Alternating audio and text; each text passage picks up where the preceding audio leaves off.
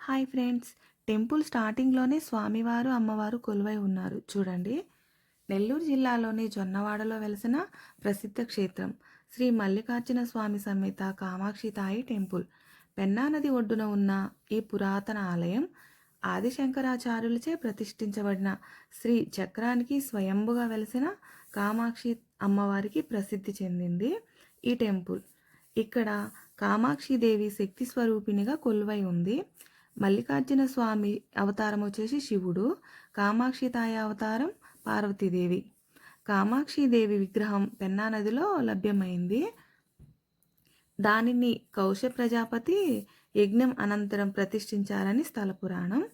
ఇది యజ్ఞం జరిగిన స్థలం కావడం వల్ల దీనికి జొన్నవాడ అని పేరు వచ్చింది.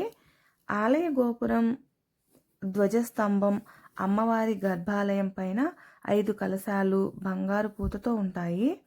మహాయజ్ఞం కోసం దేవతలందరూ దిగి వచ్చారంట ఈ టెంపుల్కి. తూర్పున శ్రీదేవి భూదేవి సమేత శ్రీరంగనాథుడు ఆవిర్భవించను.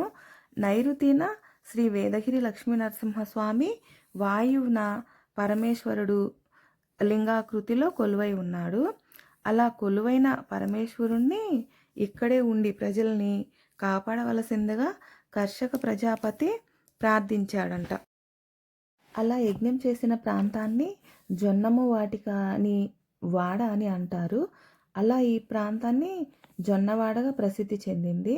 కైలాసంలో ఎంతకీ శంకరుడు దర్శన భాగ్యం కలగకపోవడంతో అమ్మని తన మనోనేత్రంతో దర్శించి జొన్నవాడలో ఉన్నట్లుగా గ్రహించారు. ఆ వెంటనే అమ్మని ఇక్కడికి చేరుకొని స్వామివారిని కైలాసానికి రమ్మని ప్రార్థించారు. దేవి, బహు సుందరమైన ఈ ప్రదేశం వీడనాడాలనిపించట్లేదు. నీవు కూడా నా సరసన ఇక్కడే ఉండిపో, భక్తులను కటాక్షించమని ఆజ్ఞాపించాడంట స్వామివారు. అమ్మని అంటే అమ్మవారు సంతోషంగా శ్రీ మల్లికార్జున స్వామి చెంత కొలువయింది. కైలాసంలో ఉండే వీరభద్రుడు, చండీశ్వరుడు, కాలభైరవుడు, గణపతి, షణ్ముఖుడు, దుర్గబ్రహ్మదేవుడు, సూర్యుడు, శ్రీ మహావిష్ణువు, దక్షిణామూర్తి తదితర దేవతలందరూ ఇక్కడికి వచ్చి కొలువై ఉన్నారని ప్రతీది. శ్రీ కంచి కామకోటేశ్వర పీఠాధిపతి ఆదిశంకరాచార్యులు జొన్నవాడకి విచ్చేశారు. ఆయన రాత్రి సమయంలో గుడిలోకి వెళ్ళి ముఖమండపం వద్దనే నిద్రించాడంట. అమ్మవారు గ్రామం మీదకు వచ్చేసేందుకు బయలుదేరుతుండగా అడ్డుపడి, అమ్మ, లోకాన్ని రక్షించవలసిన నీకు ఇది తగునా అంటూ స్తోత్రాలు చదివారు. ఆయన తన తపస్సు శక్తిని ధారపోసి ఒక మహాన్వితమైన శ్రీచక్రాన్ని రూపొందించారు. ఆ చక్రాన్ని అమ్మవారి పాదాల చెంత ఉంచి శాంతింపజేశారు. కామాక్షి తాయిగా నామకరణం చేశారు. స్కంద పురాణంలో ఈ విశేషాలన్నీ ఉన్నాయి.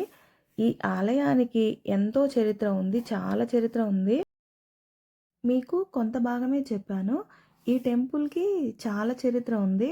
టెంపుల్ అయితే చూస్తుంటే తనివి తీరదు. చాలా చాలా బాగుంది. చాలా బాగుంది కదా టెంపుల్.